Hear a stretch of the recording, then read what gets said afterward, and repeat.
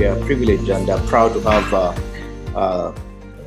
Lieutenant Colonel Dr. Edwards. He's a surgeon, a flight surgeon in the U.S. Armed Forces. He's based in San Antonio, Texas. He's a personal friend of mine.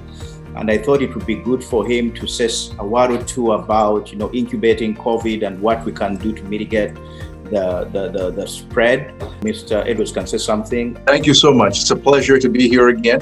I'm so happy to hear that we are prioritizing the vaccination of health personnel. Oh, by the way, I greet you all. I'm a Uganda, no Luganda. I surprise a lot of people when I speak Luganda, like, oh my God, where did that come from? I was born in Kampala, in the Mamba clan. Anyway, so I'm glad to hear that. You should not bite the hand that feeds us. We should also educate our citizenry about COVID and the long hauler syndrome that's associated with COVID and the long-term effects that afflict about 10% of COVID survivors. But I'll go straight to what I'm going to talk about, some strategies, what to do if you were sick with coronavirus. And again, these are some guidelines that have been adopted across the board from potentially the University of Maryland medical system. They have been approved by the CDC, and they are actually concrete. If you're sick with coronavirus, first and foremost, stay home, of course. This applies if you don't have a confirmed case, but have coronavirus symptoms. If the test confirms you're positive, contact your physician. Practice social distancing by staying in a room with a dedicated bathroom, if possible, or toilet, away from other members of your household. If you must share a bathroom or toilet, it will have to be cleaned coronavirus after each use. Do not have any visitors during this time. That's what we strongly recommend. If you must be around other people, you have to wear a face mask. Others in your household, and you should continue to practice these ways to protect against the coronavirus. Again, common sense, wash your hands and cough into a tissue that you can throw away immediately in a plastic-lined trash bin. Infrequently touch surfaces or objects every day. Some may need to be cleaned several times a day. Don't share personal items like dishes, towels. And for those people who have tested positive for COVID and have the disease, make sure your clothing and linens are washed thoroughly. If the symptoms become severe, you should call your doctor. Again, those include trouble breathing, persistent pain or pressure in the chest, hard to arouse, and also severe weakness that precludes somebody from walking or doing anything by him or herself. So that's very important. If symptoms are life-threatening, of course, you have to go to the hospital. Medications are there for coronavirus. Again, there are many products that you go online, you'll see a slew of things, but we can treat symptoms. Again, the main symptoms of the coronavirus are fever, cough, and shortness of breath. For a fever reducer is good enough, like Panadol that they have in Uganda. Do not self-medicate, please, because I know in Uganda people are good at self-medicating.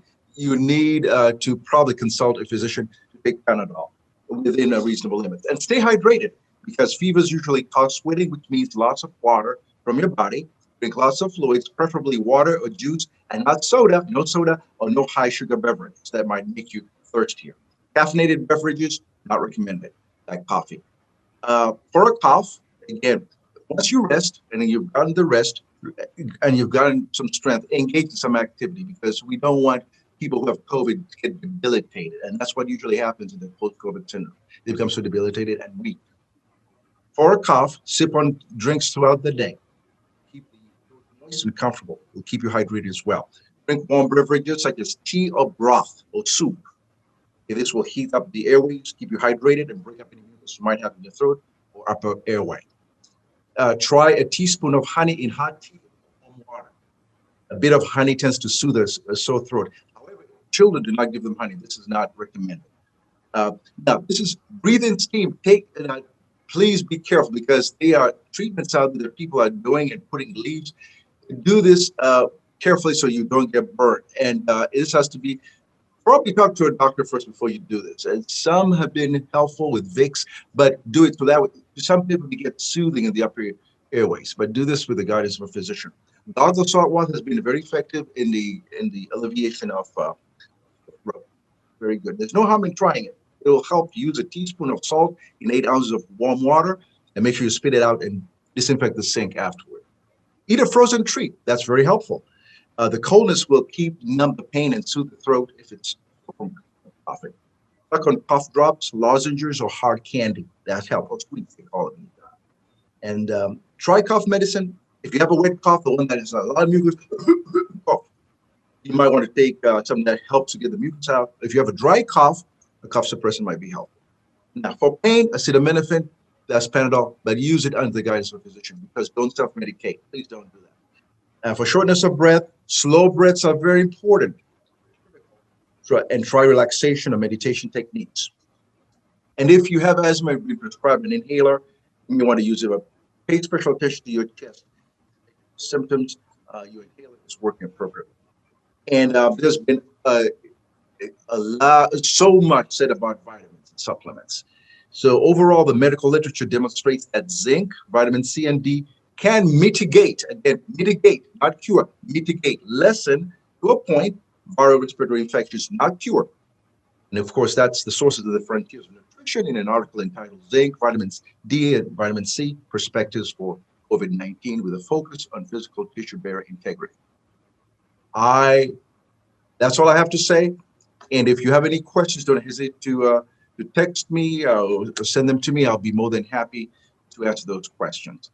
I've been involved in the COVID fight here in the United States. My heart is in Uganda because I know what's going on, and I feel for my people, because we can replicate what we've done here in our country, and we love each and every one of you. Thank you so much. God bless.